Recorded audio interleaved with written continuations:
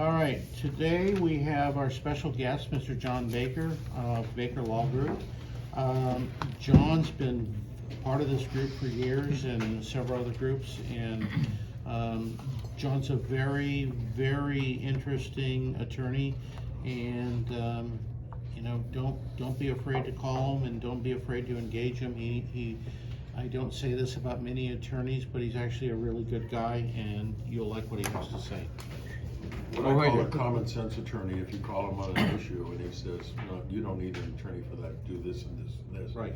He's not interested in just charging you for his services when it's not necessary. So he's a great guy. All right, Well, thank you. yours. So again, my name is John Baker. I'm a real estate attorney and my office is in Irvine. I guess my number is still on there, right? It's still on here. It hasn't changed, 949-450-0444. And so today I'm going to talk about unintended consequences, which some people would refer to as there but for the grace of God go I.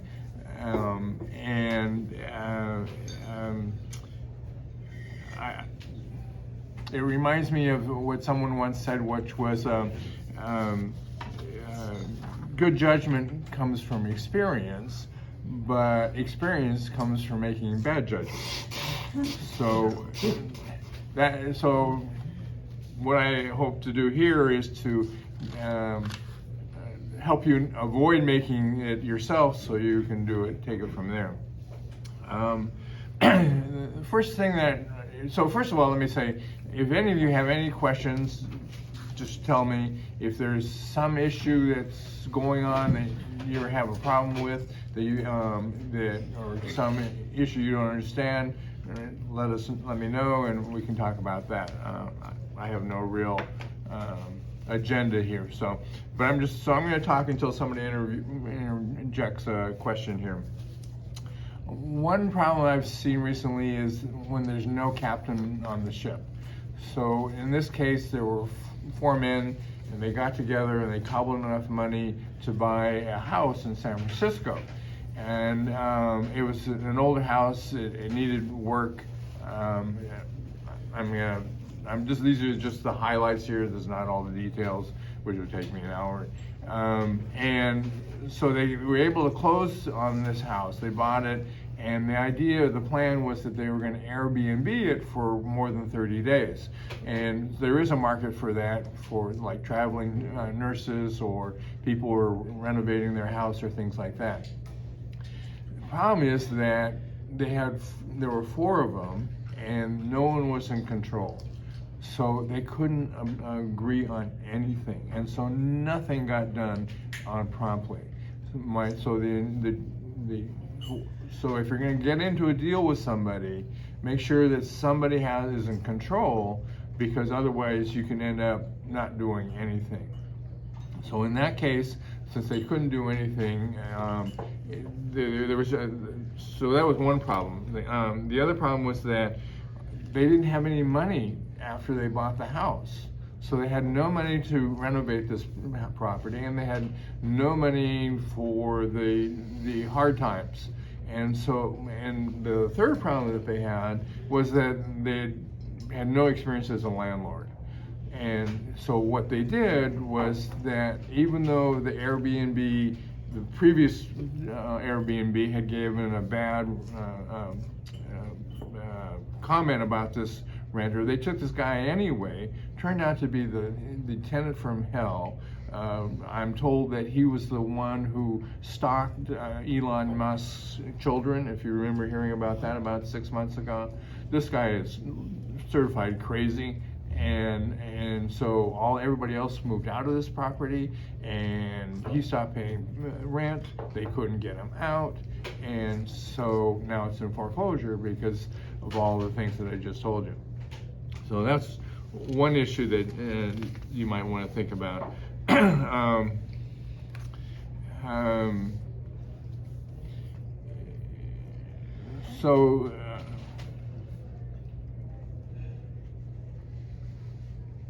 So another one was where a guy bought a house subject to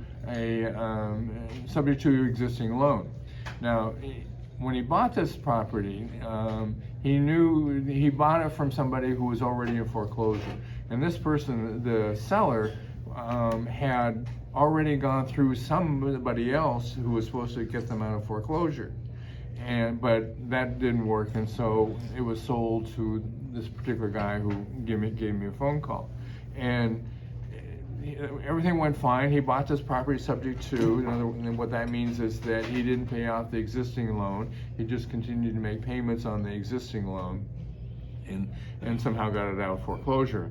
And so a few years later, he wanted to refinance it, and he went to refinance it. They pulled the title report on him, and it turns out that the guy that I told you about who had tried to prevent the foreclosure, what he had done was that he had granted 2% of the property to two people, number one, who were in bankruptcy, and number two, who were out of state.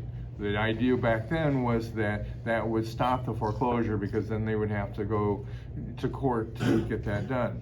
Well, that didn't really work, except that these two people are still on title. We have no idea where they are, and they're out of state, and now this guy can't get refinanced. Obviously, he didn't get title insurance because that would have popped up, right?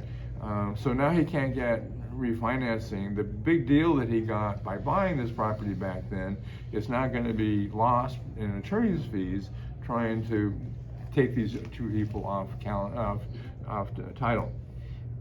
So just be aware of, things like that. At least get a preliminary title report so you can see if who's on title or what the exceptions are, and then you can decide whether you want to take those risks or not. Another variation on that is sometimes we record deeds and we don't bother to get title insurance. So an example of that might be a husband and wife who want to transfer it back and forth, or they're getting divorced or something like that. Typically, they just record that deed and they don't get title insurance. When you get estate planning done and you create a trust and you're going to put your house into that trust, typically a grant deed is just recorded from the individual to the individual as trustee of the trust, and so you don't get title insurance. Here's the problem though: when you go to sell the property again, and this time refinance it, and this time either the lender or the buyer is going to want title insurance, the title company, because of all the fraud that's been going on, are very leery of uninsured deeds and stuff like that. So they're going to require two things, or at least one thing, and maybe two things depending on it. First is they're going to want a declaration from that grantor who that says yes, that well, let me be more specific.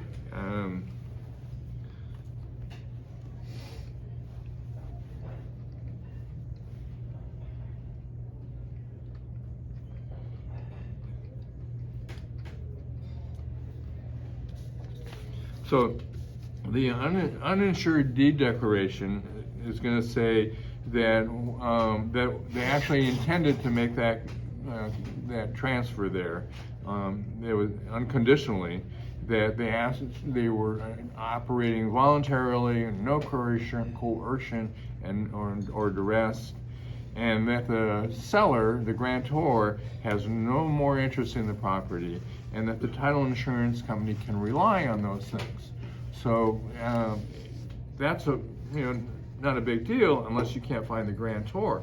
If that grantor is years ago or has died, you're going to have a hard time finding that grantor, so you may have a harder time getting title insurance.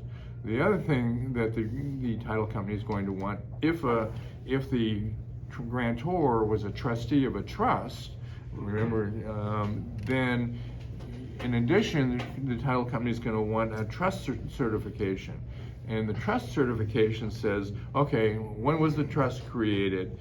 Does it currently exist? Who are the settlor who created the trust, and who are the current trustees?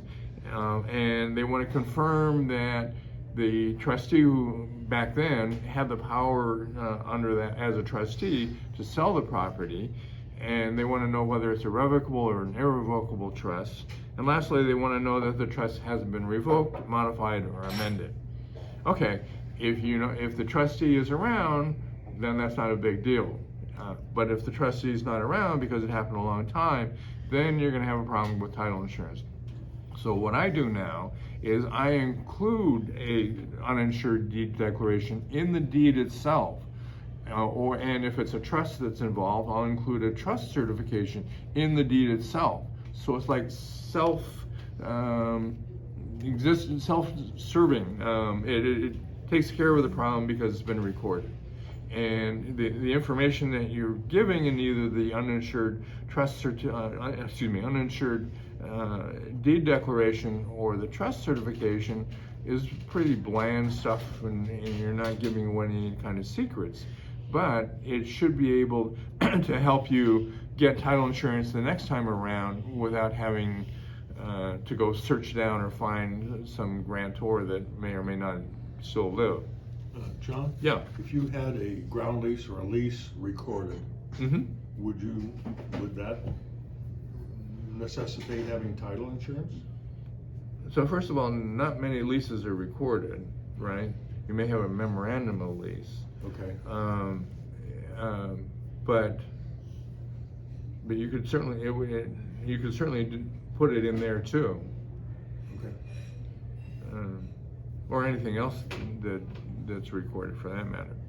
So wouldn't it require insurance if you do put it in? If for some reason you don't want to get title insurance right away, and like I say, there's different reasons for doing that, and I'm not trying to take business away. It's just that sometimes, you don't want to do that. Okay. And John? are we all good? Yes. When I pull up a title profile on a property, just to see kind of what's been going on. Right. Who's on title, and I see all these things like interspousal transfers, and it's like a ping pong match. Is that the suspicious activity that leads to some of the issues you're discussing here? Or could it be suspicious? I mean, where you would go, okay, we got an issue here that would have to be resolved if we decide to buy this property and get title insurance? So remember that title insurance, by definition, doesn't want to pay out for anything. All right? Same as homeowners insurance, I Yeah. found out the hard way. Me too, me too. Yeah, State Farm didn't love me much until I did what they told me to do. So, title insurance will throw in every exception that they can. Doesn't mean it won't come out, but they will throw it in. I don't think of interspousal deeds typically as being suspicious, especially if there's a divorce involved. The other time that you will see that is if one spouse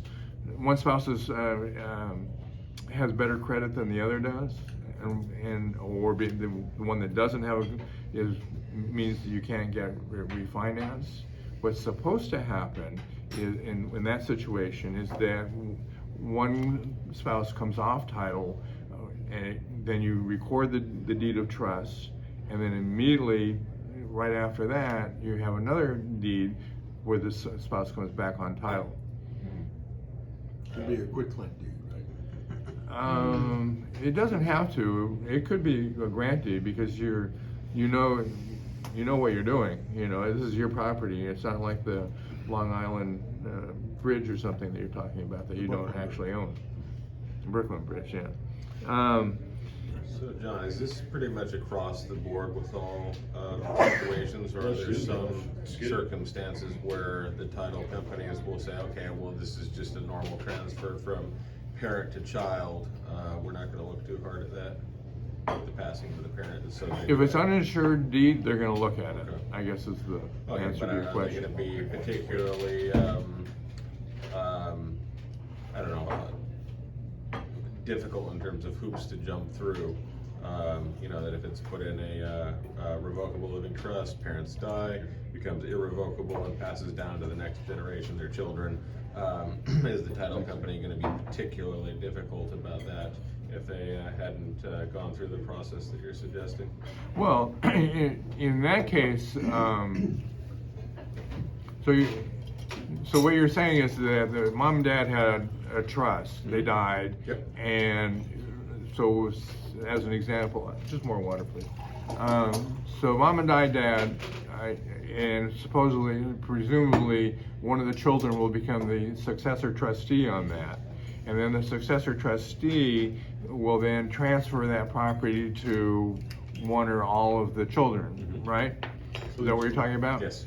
Okay, so what the successor trustee can do is put in a trust certification in there and a uninsured deed if they wanted to.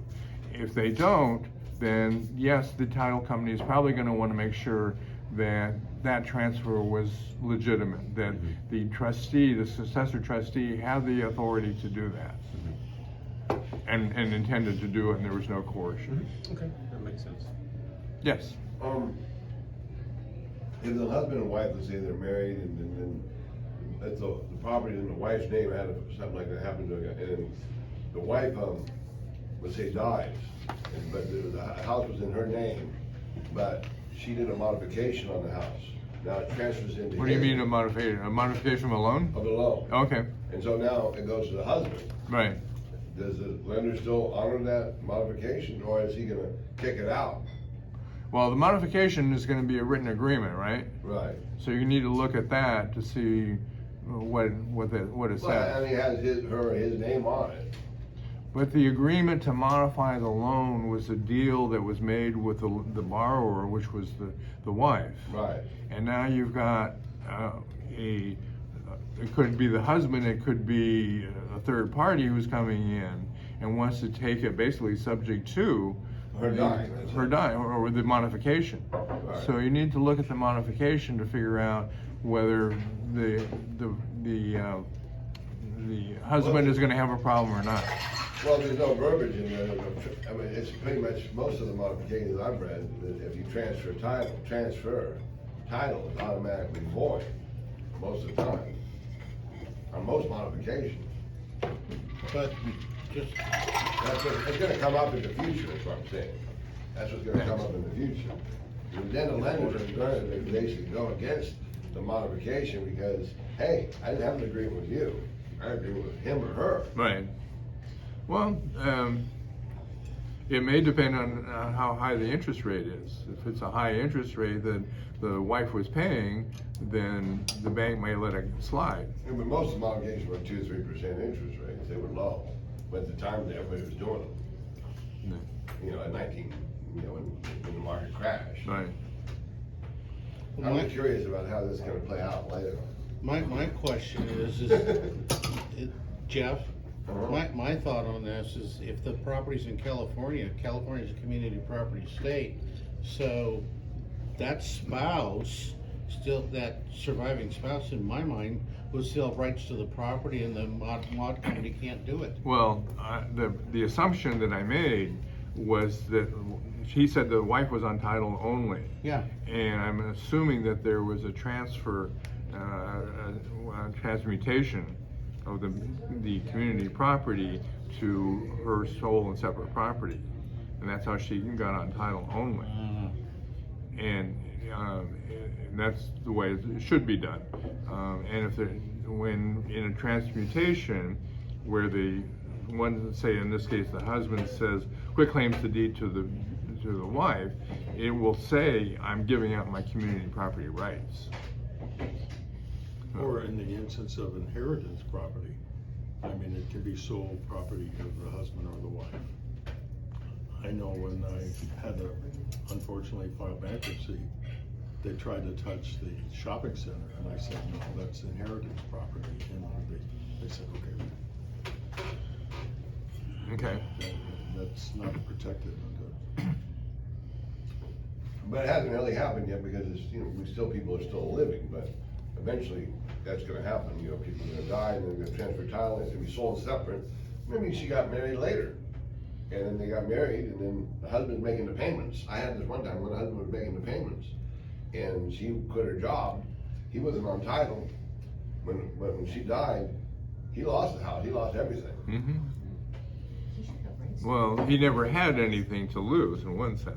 Well, I know, but I mean, he was making the payments on the house for like 15, 20 years. So that's unintended consequence, isn't it? Yes. What happens is, you know, you don't have to read the fine print.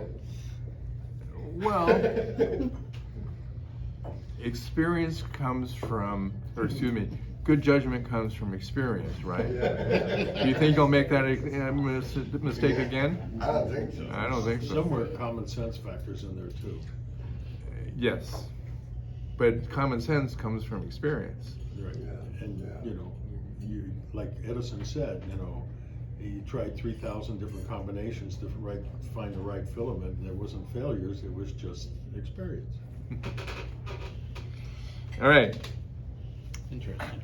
So another thing that came up recently, a lady called. She's older and she was renting a property in Laguna Woods. Probably you all know there are restrictions on who can buy a property in Laguna Woods. You have to have a certain amount of assets so that before you can buy there. But she didn't have those assets. Her landlord wanted to sell. So she found a friend who said, well, I'll put in 80% of the loan to buy the property and you can stay there. And so that's when she called me. In fact, she's already in escrow before. So anyway, so the problem is she can't go on title. So she can't go on title as a 20% owner of the property. She's gonna put 20% of the money in, and this friend is gonna put in 80%. So the problem is, all right, so you do that, you give her the 20%, and she buys the property. She's untitled all by herself. How do you protect the buyer, the one who's only putting in 20%? What do you call that money that you're giving to your friend who's going to buy the property in her name? Is it a loan? Well, how do you secure that loan then? You know, what's to prevent the new buyer, the friend, from evicting the buyer who put in 20% some 3 months down the road or after she dies and the son takes over? And that was an unintended consequence because, you know, if everything went according to plan, they wouldn't have to go see an attorney because it all worked, right? But what attorneys should do is ask the what if questions. You know, well, what if this happens? And for me, that's why you have a contract. You know, if two business people have a contract and there's a minor problem, they work it out. You know, it's just, all right, you know, I'll give you credit here and whatever they do. It's only when there is a meltdown that then you pull out your contract and you look at it and you figure out, okay, what are my rights here? You know, and maybe that's when you call an attorney. So what any contract should do is answer those what if questions. I had a guy who, again, he was going to buy a third of a piece of commercial property, but he was a contractor, and he was also going to renovate this property, this commercial property.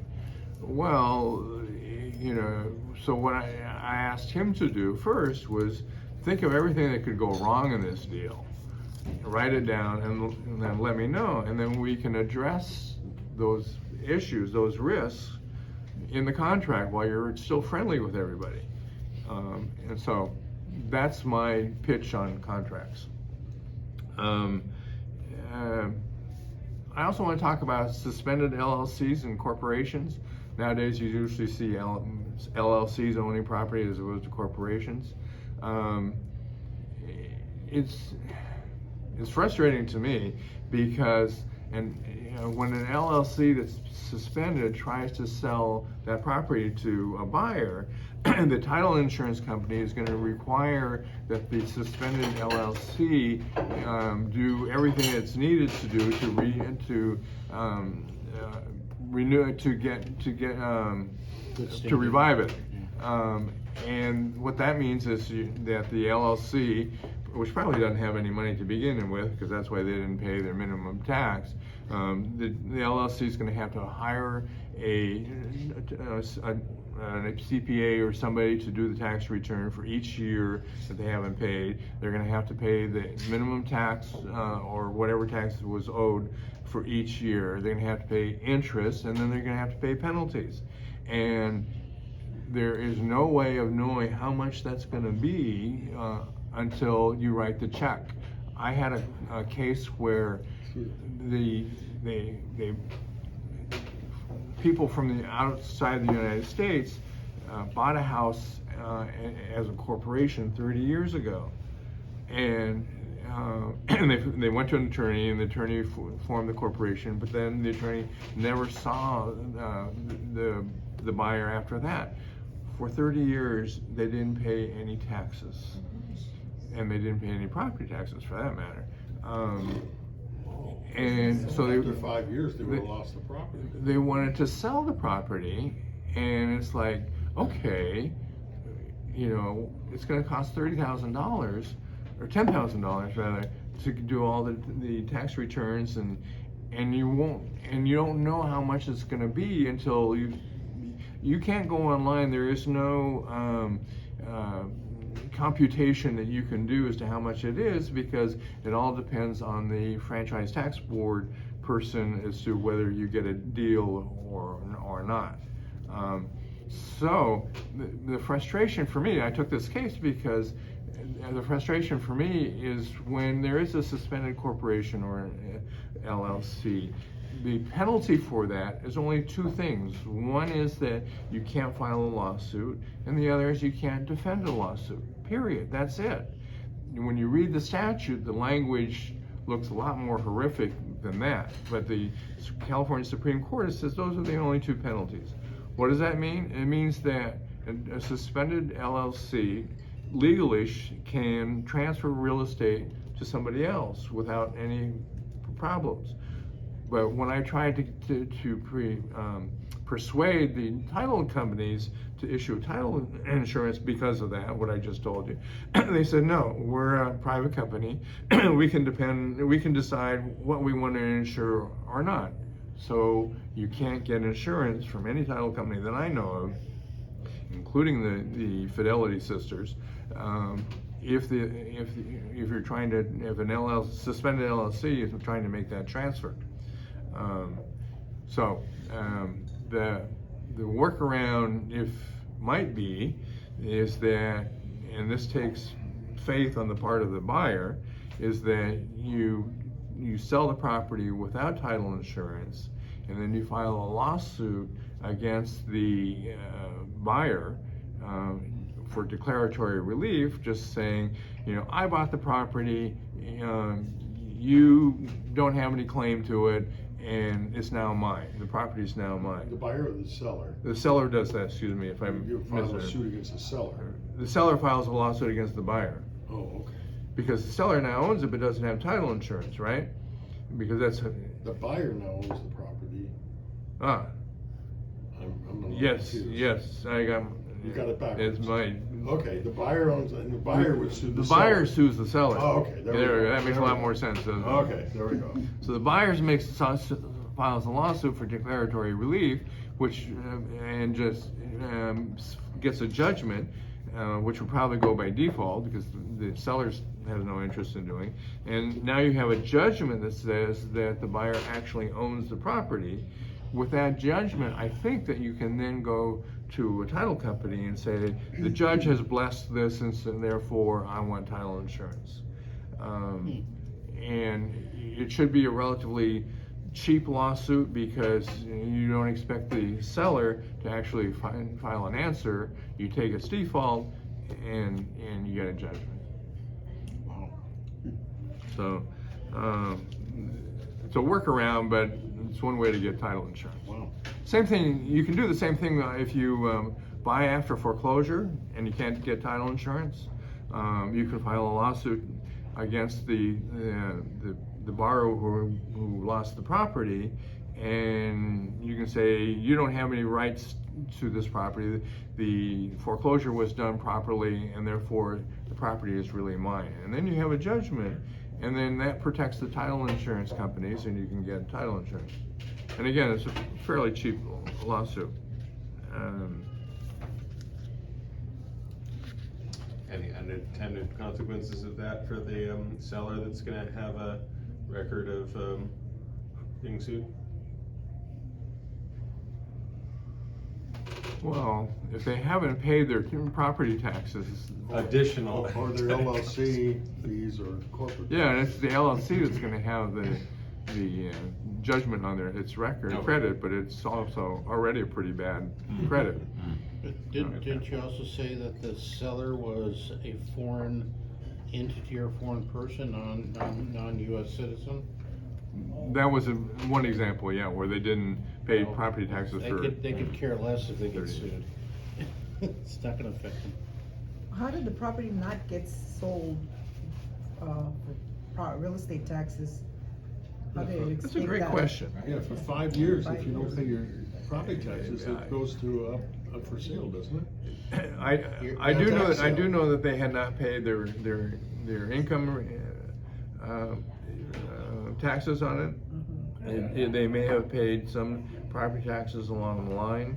I also know that they hadn't paid their HOA dues for a very long time, and it was 'Cause they attempting to can foreclose. too, the And HOA. then they actually did a notice of default, but never foreclosed, actually. It was pretty messy.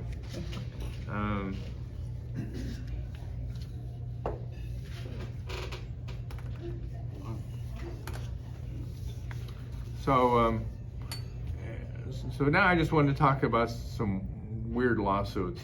So if you have other questions or things that are concerning you, or we can talk about that. And I don't know what my time limit is. You're fine.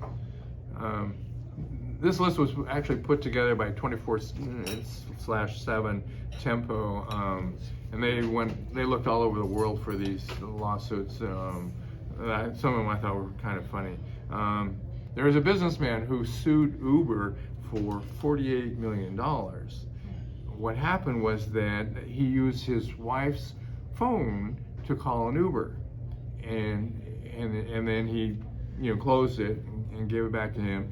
The Uber took him off, but the businessman sued Uber because the wife was able to tell where he was going. To his mistress, yeah. And he was upset that she found out about that because he had used the Uber. So he thought it was all Uber's fault for having done it. He lost. Well, it seems to me Uber's in the private detective business. Oh, you might have won there. How do you know the wife? There was a divorce. Someone won. So there's another one where a 69-year-old man tried to legally change his name, or his age rather, and he claimed that his age was making it difficult to get him a new job, and was also making it difficult to get anybody on Tinder. He lost. There's another one where a woman sued a weatherman, and the weatherman had said that it wasn't going to rain, so she left thinking it wasn't going to rain, and it rained. And she claimed that the forecasts were legally binding. The weatherman paid her $1,000 and gave her an apology and got rid of it. Weatherman, if I could make as many mistakes as weatherman did, Did. You know, and make the money that they're making? I don't know. I know. You'd be fired. Yeah. There was another lawsuit where the father found that his newborn daughter was incredibly ugly, and he said that the daughter did not look like either of the parents, and so the husband and the father accused his wife of having an affair, and she broke down and she admitted that before they got married she'd had a whole lot of plastic surgery done.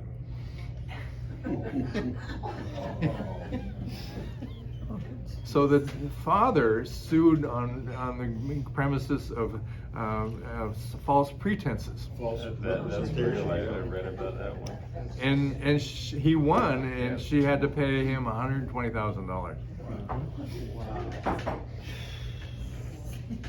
There was a beer drinker who sued Anheuser-Busch for false advertising because he claimed that the beer can had these scenic tropical settings, or the commercials rather, had these scenic tropical settings and beautiful women and engaged in unrestricted merriment, and that never happened for him. He didn't drink enough beer. So this caused him emotional distress, mental injury, and financial loss, he said, but he lost. There's actually attorneys that take on these cases. Well, so along those lines, there was a kidnapper who sued his hostages for escaping while he fell asleep.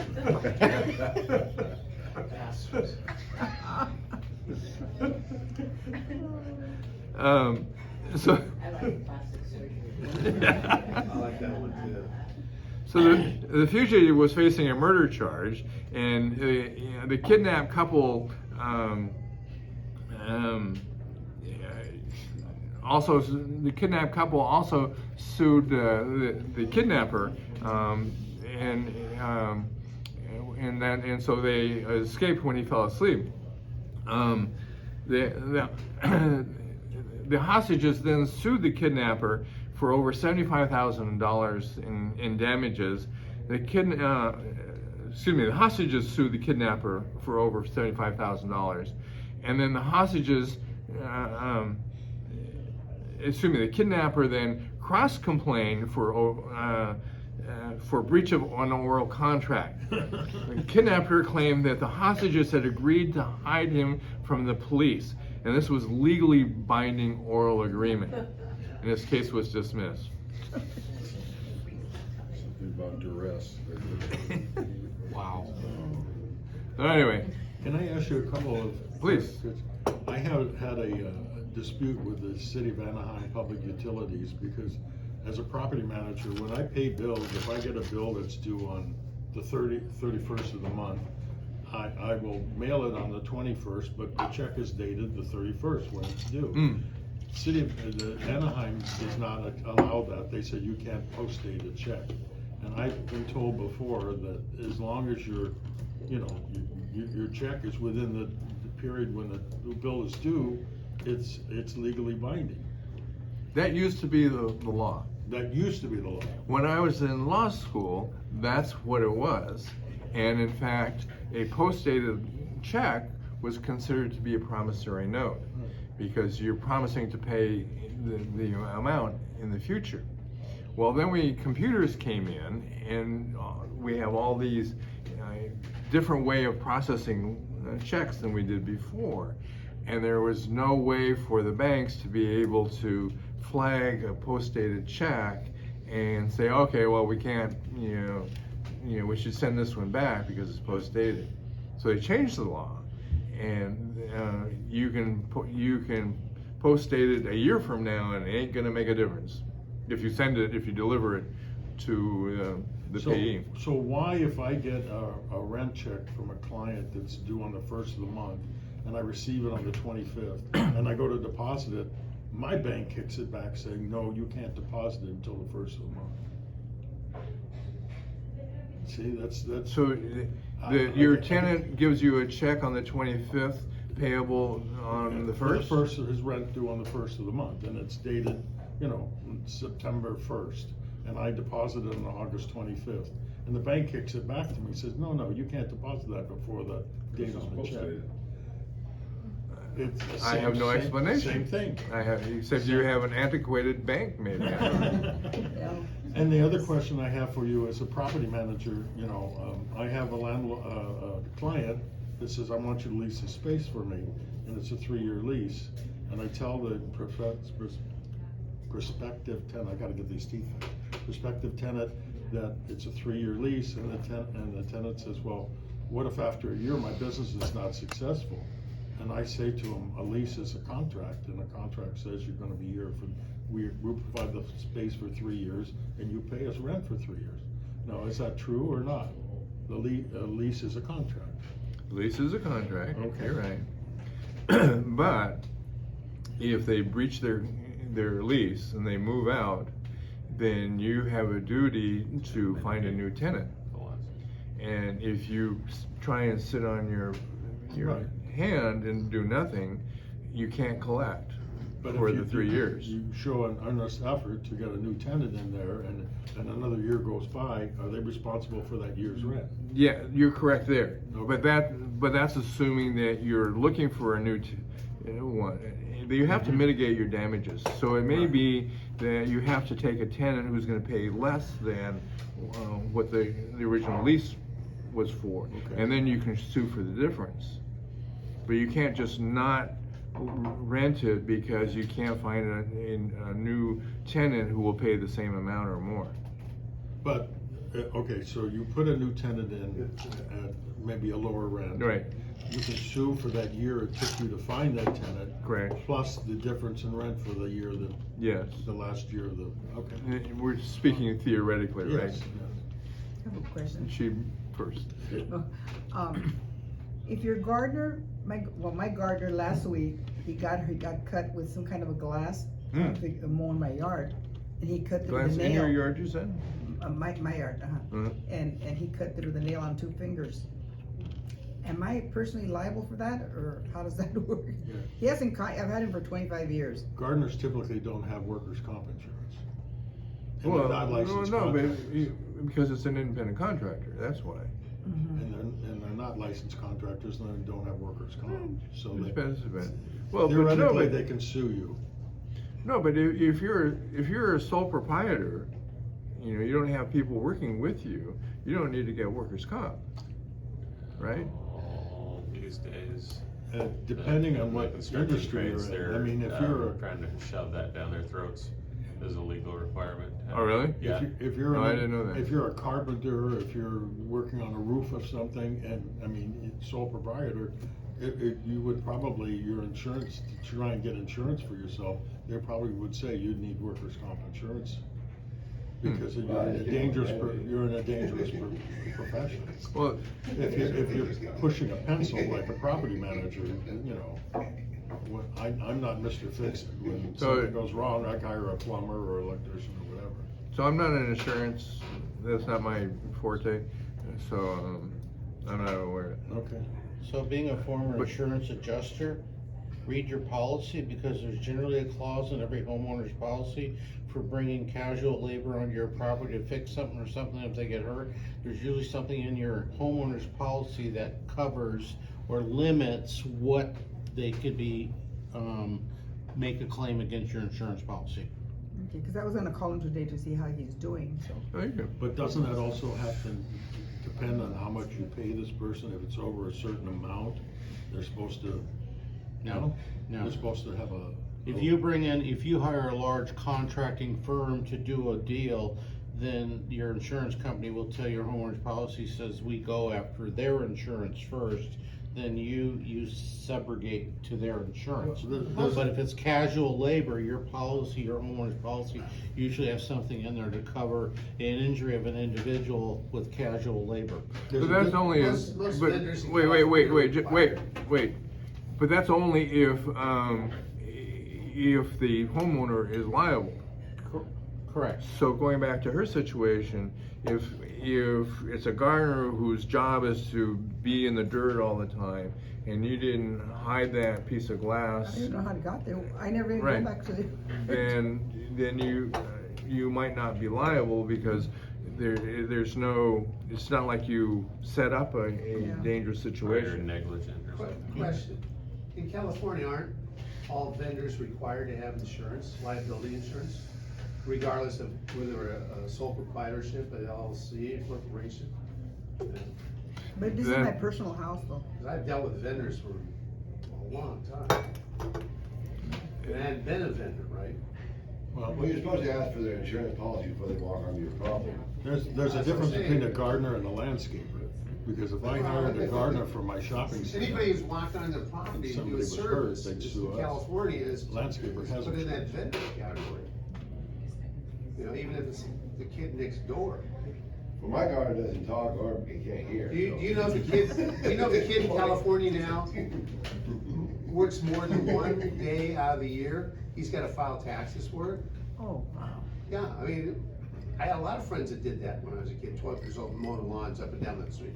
They can't do that anymore in California. So I mean, that's the point I'm making, even if you're 12 years old, you have to act like a vendor or a business. Hey, John, can I change the subject? 'Cause Please. we're into insurance here and you don't wanna be, I don't blame you. I've got a case where, we have we're representing a buyer of a liquor store operation. They were a tenant in the building they were in, and we had to get a landlord's approval for us taking over or having assigned to us, meaning my client, the remainder of the lease. Plus, we wanted an additional term at the end of the lease. Mm-hmm. And the landlord agreed to it, the seller agreed to it, we agreed to it.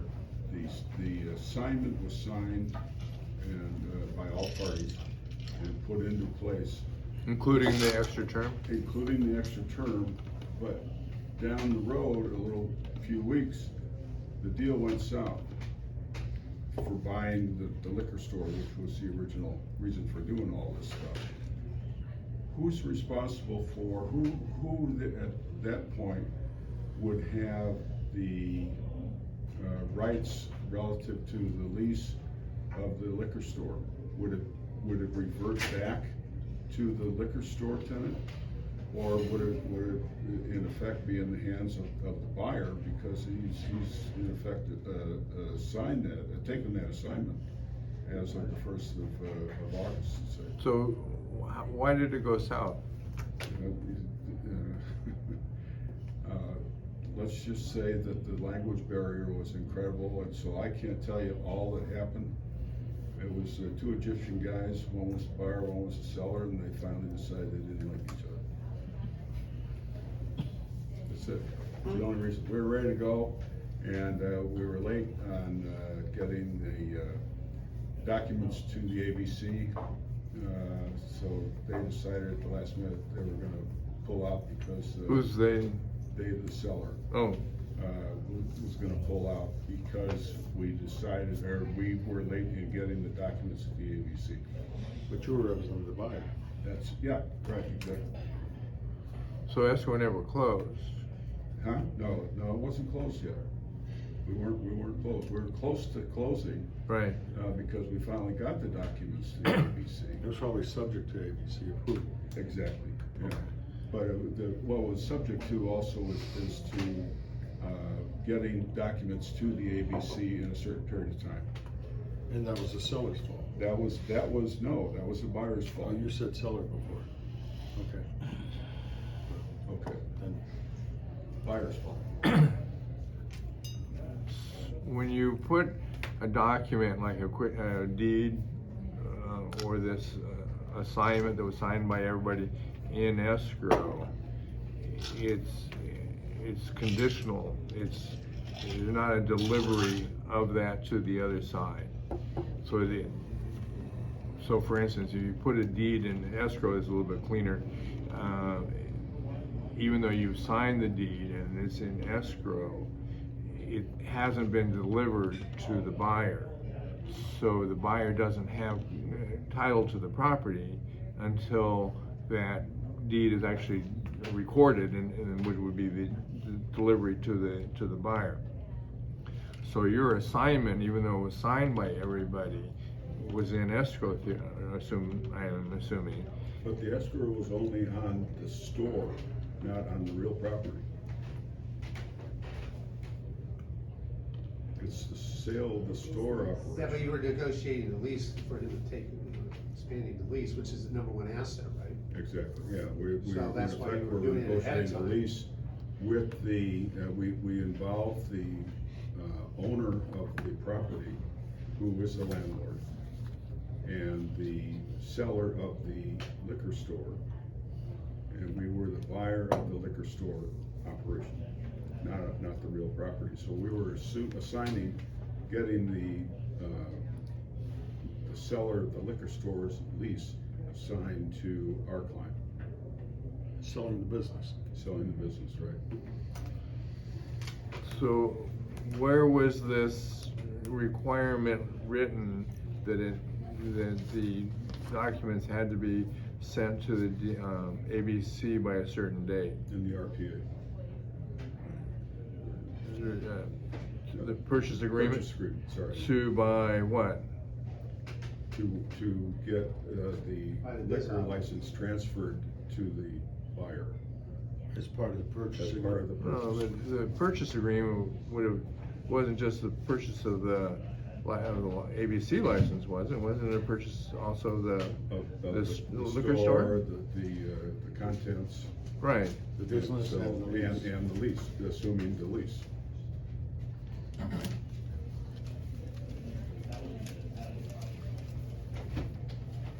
Excuse me.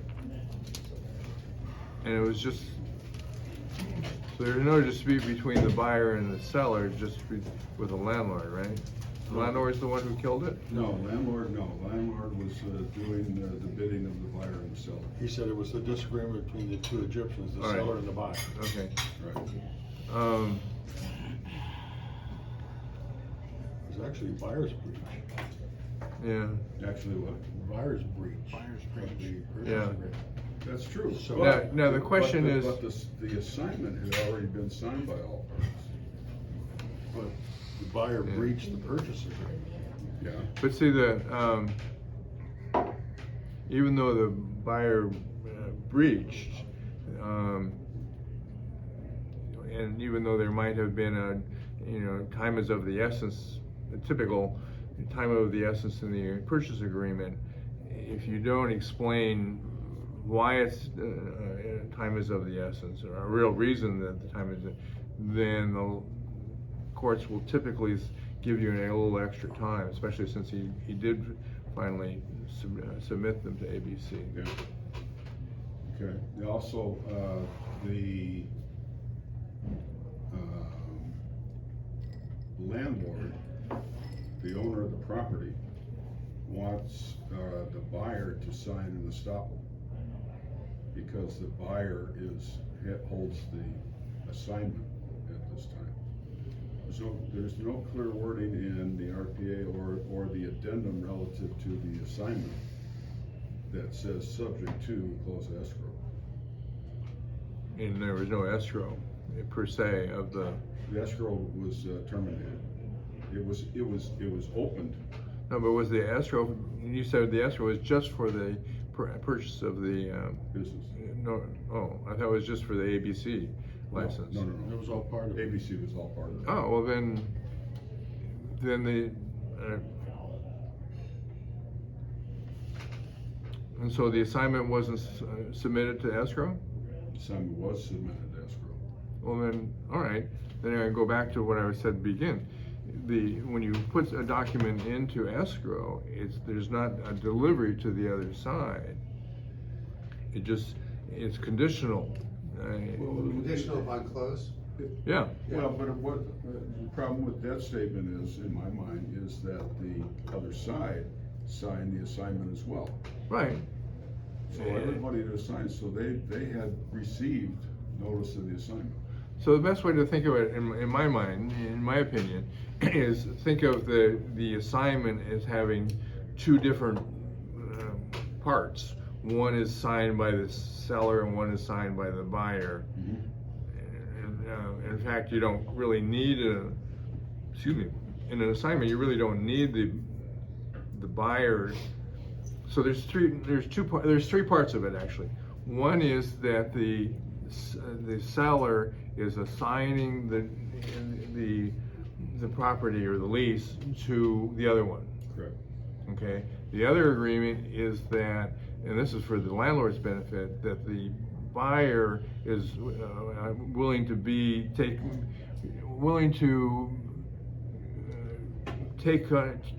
subject to everything that's said in the lease, all the agreements, the rent, and things like that. And So subject to approval by the landlord. that's the third one. Yeah. The third one is that the landlord is accepting the assumption. Correct. So oftentimes they're all on one page, but really they're three different agreements. And when In this you case, they're all on one page. right, Yeah. but think of it as being three different. They are three different agreements, and you could put them on three different pieces of paper. So Right. each party is putting it in an escrow, but it's not delivered to the appropriate person until close of escrow. Okay. So why would then the landlord require an estoppel from the buyer at this point in time? This is after the escrow. What does the is estoppel say? terminated. That they, just what a normal estoppel would say if he were just, if they were the tenant and there was a sale or something going on of the property. Well, and they want this from the buyer, right? It was to the buyer from the landlord. Right, that's what I meant. Yeah. So the buyer says, I don't have any interest in this lease. So we don't sign the estoppel Well, you can assign the estoppel, but you say, I don't have any interest. because of Seller It never terminated. closed. Seller Terminated. terminated. the Quick question, Yeah. isn't that all contingent upon closing? Everything? No, Joe, there's agreements? no I've specific done a lot of language those in type the of deals. assignment relative to this is subject to, sale, the closing of escrow. Yeah, but the assignment, the signed assignment was put in escrow, right? The escrow was holding it. Correct. Okay, so again, if it were just a deed, to make it simple again, and the seller signed a deed and gave it to escrow, there's no delivery to the buyer until close of escrow. Okay. You have to have both an agreement and delivery. So it sounds like we never, the whole thing that triggered this was getting that estoppel from the landlord. We should never have gotten the estoppel from the landlord, if what you're saying is the case, Well, which I believe it is. No, well, if I were the landlord, I would like an estoppel that says, you agree that you don't have any interest in this. Which is not what the estoppel said. It was. Appreciate that, but- Okay, we should go back to him and say, this Right. is the reason we're signing. Right. Yeah, Okay. that the And sale then- was terminated by the seller, so there is no interest by the buyer. And so then he can send the estoppel that you have to the seller. To the seller, yes, right. Okay, thank you. Sorry, everybody, it took too long. No, that's, Kind of interesting. I have one deal that kind That's- of interesting. it's a legitimate point. That's something I learned about 4 years ago. You took your what? I learned this thing about 4 years ago from, I got in a little situation with, my seller, I sold a house in Hermosa Beach for 1.1. And then about 3 years later, I sold it for 2.1. But the seller, wanted me to use another agent in Hermosa Beach, because then we could both work together, because she's closer and easier to show. Well, she picked a buyer.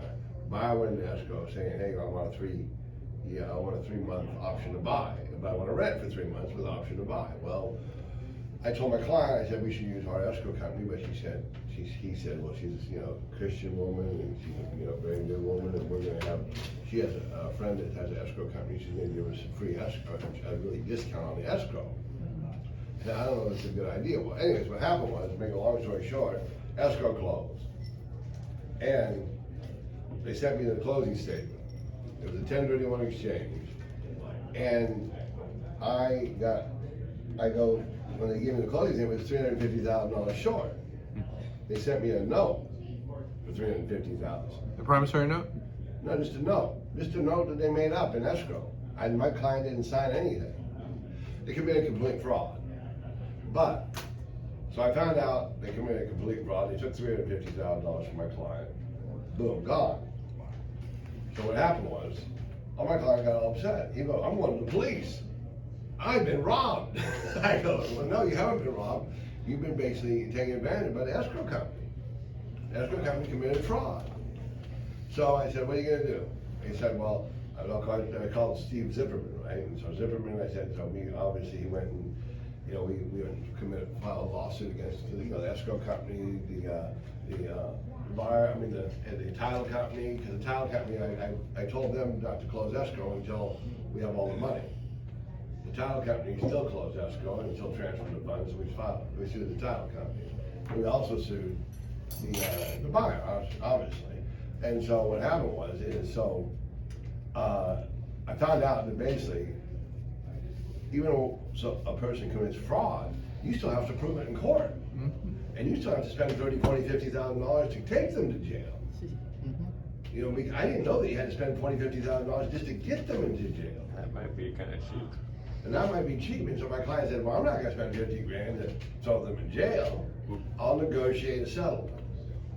So we negotiated a settlement for 100 grand, and then we put the $250,000 on the note, because we had nothing recorded on the property. So we put another $250,000 note on the property. We got the 100 grand, but then she defaulted anyways. Do we still have a right to go back to to escrow and sue them because they committed fraud now, like 3 years later? Well, how do they commit fraud 3 years later? I know they committed fraud in the beginning, but now we settled. We settled with them for 100 grand. And can we go back and sue the escrow company? Statute of limitations is 3 years for fraud from the date that you discover it. It sounds like she discovered it almost in the beginning. Yeah, but I thought it was 10 years for fraud.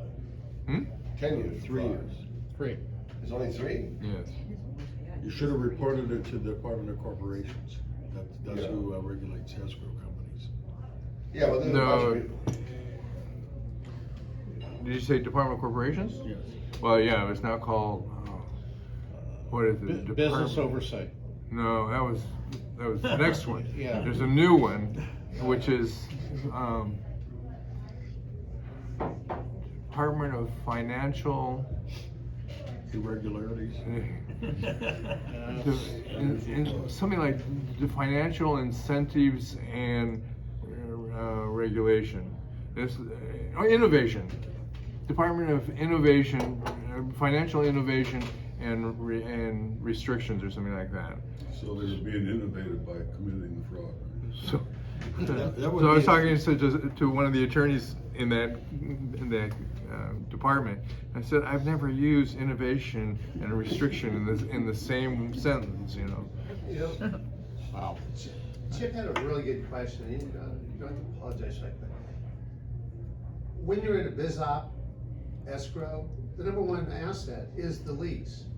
And this is always the point. I'm gonna give just a quick synopsis of something I was in. I was trying to buy a pub in Santa Monica, and the lease was only 3.5 years.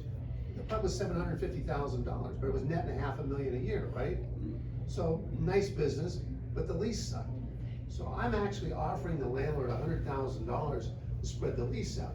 Well, while we're negotiating, going back and forth, some guy comes in from the outside, matches my offer, and takes the lease.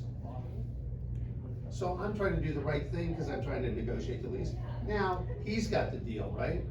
So the point is, does the landlord now turn around and work with him and I get pushed out? So the lease is always the big deal in a biz op, okay? And all this question, you have to be very careful how you word it by, it's contingent upon close, here's our tentative negotiation, here's our tentative new lease, but it doesn't take effect. His point's well taken. You have to have tenancy to be able to have your business, conduct your business. Yeah. So if you don't have sufficient tenancy, you're out to lunch. You can spend $1 million and you got nothing for And it. in In some effect, towns- we've shown that tenancy to ABC because in part of the ABC documents, Yeah. we had to show the tenancy. I've helped 12 people get licenses. Some of the real problem is what town are you in? If you're in Santa Monica, good luck, because there's a lot of ramifications. For example, on that hub, they wouldn't even let them redo the bathrooms, the city wouldn't. Why? Because they had a 48 license, which did not require food, right? And Santa Monica, being the socialist country they are, they said, no thanks, we don't like that. So we're gonna punish you at our will. $100. Gotta make it 47. I just, $100. $100. Yeah. So that nobody else can cut buttons. All right. oh, If we don't have any more questions That was a real for John, let's do a quick roundtable on the sheets and introductions. Thank you, John. Thank you, John. Appreciate the time, John.